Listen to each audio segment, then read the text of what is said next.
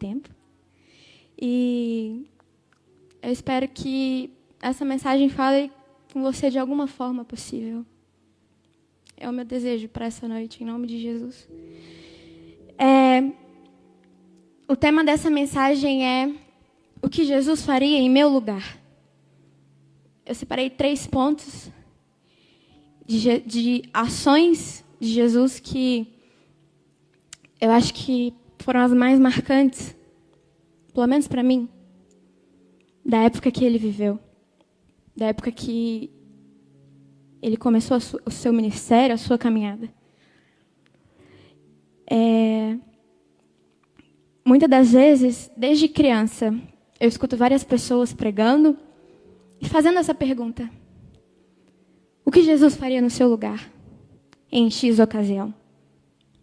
Para a gente se auto-perguntar e falar: poxa, o que Jesus faria agora se ele estivesse tomando o caminho que eu estou tomando? Deus, ele tem trazido isso ao meu coração e podem ter certeza que ele trabalhou isso comigo antes, ao longo desses dias. A primeira atitude de Jesus é, repitam comigo, dar a outra face. Mateus 5:39. Eu acho que é o texto que mais ilustra isso. Ele diz: eu, porém, vos digo que não resistais ao mal, mas, se qualquer te bater na face direita, oferece-lhe também a outra. O que isso quer dizer? Não importa o quão maldosa a pessoa seja com você, nunca pague mal com mal. Jesus, ao longo dos evangelhos, ele nos ensinou ao quê? A pagar o mal com o bem. Porque se nós, cristãos, pagamos o mal com o mal, nós somos as mesmas pessoas que fizeram o mal conosco. Jesus, ele nos ensina claramente que a vingança pessoal, ela nunca poderá existir no reino. Porque muitas das vezes uma pessoa faz algo contra nós e nós ficamos possessos assim: poxa, mas essa pessoa fez isso comigo. E a gente quer fazer o quê? O mesmo ou pior com a outra pessoa.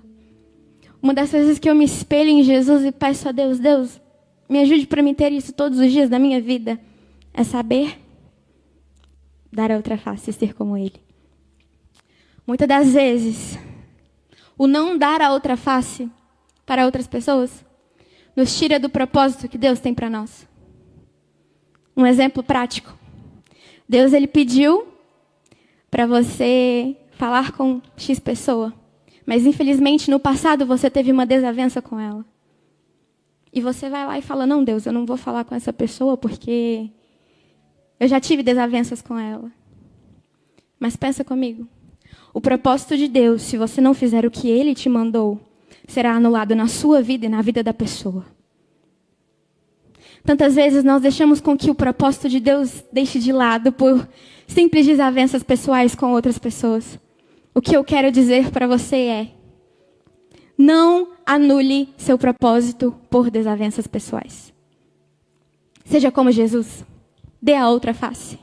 Não importa o quão maldosa a pessoa seja com você. Todos os dias, nós devemos falar assim: Jesus, me enche com teu Espírito Santo. Me traga sabedoria para não fazer aquilo que o Senhor não faria em meu lugar. Quantos propósitos de Deus na minha vida, eu falo por experiência própria, foram anulados e foram rejeitados porque eu não quis fazer o que Ele me mandou para fazer. Não impeça com que o propósito de Deus se cumpra na sua vida. Tantas vezes isso aconteceu comigo e eu sempre me perguntava: Deus, por que será que aquilo que o Senhor prometeu para mim nunca se cumpre? Por que será que aquilo que o Senhor me prometeu não sai do papel? Eu não dava outra face. Que nós possamos sair daqui hoje com essa lição de sermos iguais a Jesus. Porque não adianta nada, querido, a gente ter 100 anos de igreja sem que a gente não possa dar a outra face ao irmão que nos fez algo mal. Como eu disse, quando pagamos o mal com o mal, nós anulamos o propósito de Deus e nós somos iguais à pessoa que fez o mal para conosco. Romanos 12:2, parte A, diz que nós não podemos nos conformar com este mundo. Você pagando o mal com o mal, quer dizer o quê? Você se conforma com esse mundo. Você não quer ser diferente. Você não é a prova viva que o Espírito Santo está dentro de você. Porque a partir do momento que você para e pensa e fala assim, não, eu preciso ser diferente dessa pessoa. Eu preciso mostrar que eu preciso ser diferente. É quando você paga o mal com o bem. Isso é um dos pontos que mais me mexe até hoje, que eu sempre falo, Deus, me ajude a ser como o Senhor. Que vocês também possam refletir nesse ponto, que ele é muito importante para mim.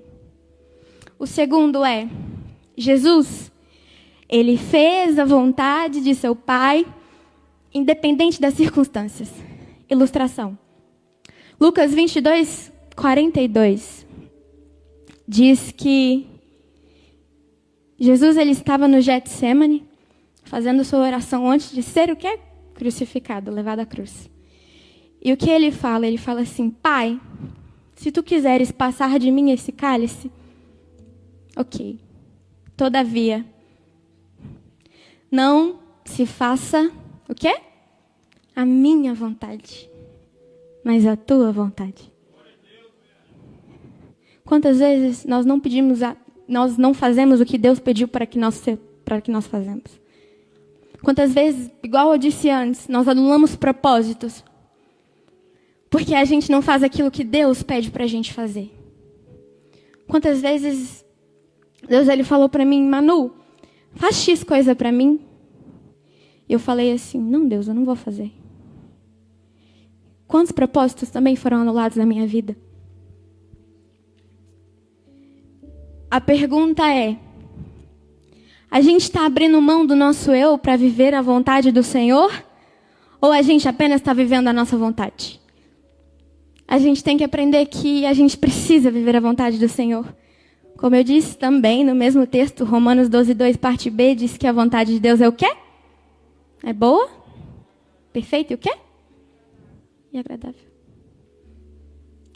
Querido, muitas das vezes a gente quer fazer assim, a gente quer comparar a nossa com a dele. E muitas das vezes a gente acha que a nossa é melhor do que a dele. Mas eu sinto te informar que não. Porque a Bíblia diz que nem olhos viram e nem ouvidos ouviram aquilo que ele tem para mim e para você. Muitas das vezes nós anulamos isso por viver uma fase momentânea e falar assim, não, eu vou viver a minha vontade, a viver a vontade do Senhor. Quantas vezes eu já deixei de viver a vontade do Senhor para viver a minha vontade e eu me dei tão mal, eu podia estar em outro... Eu falo por mim mesma, hoje. Eu podia estar em outro nível com Deus. Sinceramente. Por tantas vezes que eu falei assim, não, eu vou viver a minha vontade do que viver a vontade do Senhor, porque quem liga para a vontade do Senhor? Eu falava isso. Não seja como eu. Viva a vontade do Senhor agora. Não importa o que as pessoas pensem, não importa o que as pessoas falem de você, porque como eu disse anteriormente, nós devemos ser luz e sal para esse mundo. E nós não devemos nos conformar com a nossa atualidade. Muitas das vezes o nosso problema é que nós nos conformamos demais com essa atualidade. E nós não fazemos nada para mudá-la. O que você tem feito para mudar o hoje da sua vida? O que você tem feito para mudar a sociedade? Ou você não está fazendo nada? Querido, nessa noite Deus te chama para fazer alguma coisa para o reino dele. Nessa noite Deus te chama para fazer alguma coisa para o reino dele. Isso é tão importante. 1 João 2,17 diz que o mundo e a sua cobiça passam, mas aquele que faz a vontade de Deus, o quê? Mais alto. Mais alto. Quando nós fazemos a vontade do Senhor, nós permanecemos para sempre. Quantos aqui querem permanecer para sempre? Oh, aleluia. Queira permanecer para sempre. Esse versículo é muito lindo.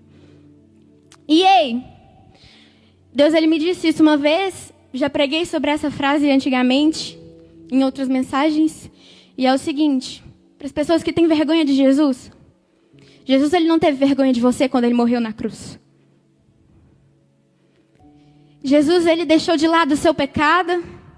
Jesus, ele deixou de lado o fato de você ser o mais impuro da face da terra porventura. Jesus, ele deixou isso tudo de lado para morrer por você. Jesus, ele não teve vergonha de morrer por você, mesmo nós sendo pecadores. Ele não teve vergonha de você. O que eu me pergunto é, por que você tem vergonha dele, se ele não teve vergonha de você? Não tenha vergonha, querido, de falar assim, ei, eu sou cristã, paz do Senhor. Não tenha vergonha de falar, ei, eu sirvo a um Deus maior que isso tudo. Ei, eu não vou participar de tal confraternização porque eu sou maior que isso tudo. Deus é maior que isso tudo.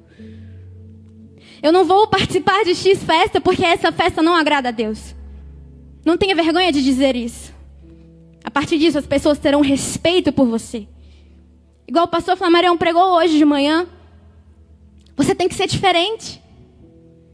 Você tem que viver a vontade de Deus, a viver a sua vontade. Porque você quer permanecer para sempre. E se você quer permanecer para sempre, a vontade de Deus está de braços abertos para você nessa noite. O terceiro, e eu acho que também um dos mais importantes, os três são mais importantes. Repitam comigo, Jesus honrou o que ele carregava. Jesus, ele honrou o que ele carregava. Manu, o que é honra? Honra é dar crédito ou merecimento a algo ou alguém. Ao longo dos evangelhos, você nunca vai ver Jesus zombando da presença de Deus. Ao longo de todos os evangelhos, você nunca vai ver Jesus não tendo temor a Deus. Não vemos Jesus desmerecendo do evangelho. Não vemos Jesus zombando do Pai. Não vemos Jesus fazendo nada parecido com isso. O que eu quero dizer é, devemos honrar a presença de Deus em qualquer lugar em que nós estivermos. Desculpa. Atos 2:32 diz que eu e você somos testemunhas de Cristo. Nós temos sido testemunha de Cristo. Querida, eu não sei se você sabe, mas o nome que nós carregamos é que a gente é o quê? Cristão, né? Cristão. O que é ser cristão? O que significa ser cristão? Ser um pequeno Cristo. A pergunta é, querido, nós temos sido pequenos cristos? Nós temos sido pequenas réplicas de Jesus? Nós temos falado parecido com ele? Nós temos o jeito parecido com ele? As nossas atitudes são parecidas com as atitudes que Jesus teria? Porque o título dessa mensagem é o que Jesus faria se estivesse em meu lugar. O que Jesus faria se estivesse em seu lugar? Qual decisão Jesus tomaria se estivesse em seu lugar? No Velho Testamento, a gente vê que a presença de Deus, ela não pode... Qualquer pessoa não pode ter a presença de Deus. Quem lembra que a Bíblia diz que não era qualquer pessoa que podia ter acesso à presença de Deus. Quem poderia ter acesso à presença de Deus eram apenas sacerdotes, e sacerdotes puros. Porque se ele entrasse no santuário impuro, Deus ele tirava a vida dele. O que eu quero fazer uma comparação nessa noite é, nós temos acesso à presença de Deus gratuita. Nós temos livre acesso à presença de Deus. A partir do momento que Jesus estava naquela cruz e ele morreu, o véu do templo se rasgou.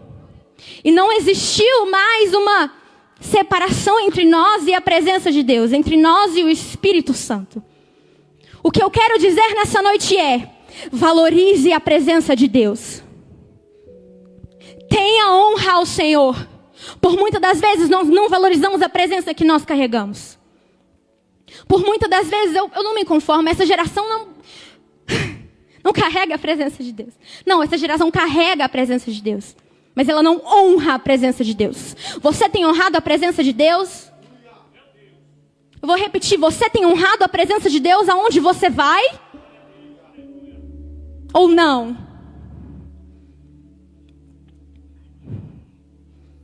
Honrar a presença de Deus é ter temor ao Senhor. O que é temor ao Senhor? É você ter respeito ao Senhor. É você ter obediência ao Senhor. É você dar obediência ao Senhor. A partir do momento, eu aprendi isso.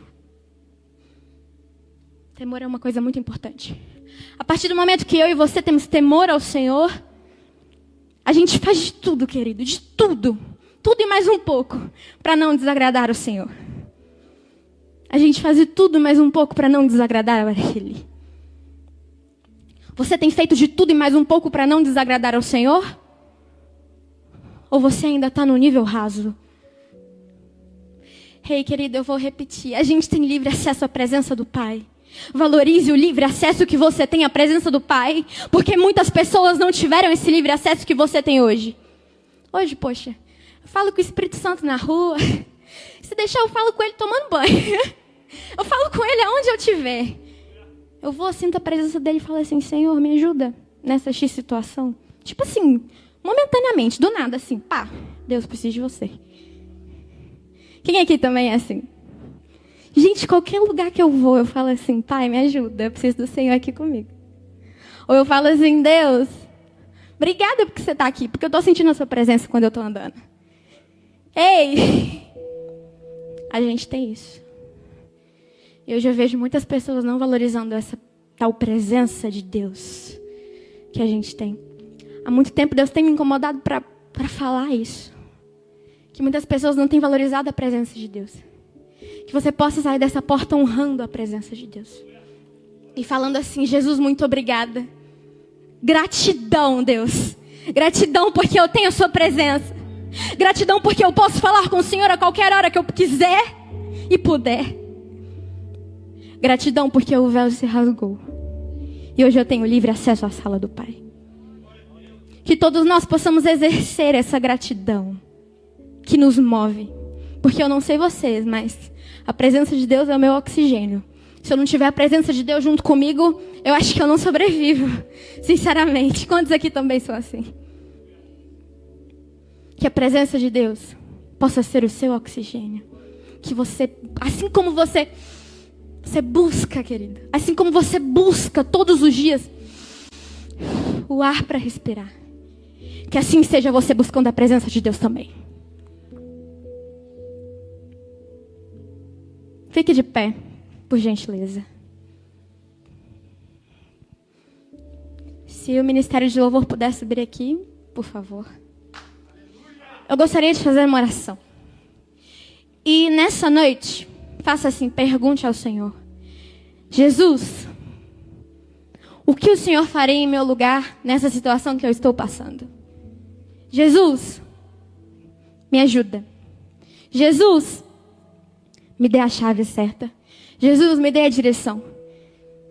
Muitas pessoas nessa noite vieram aqui buscando alguma direção, eu sinto isso.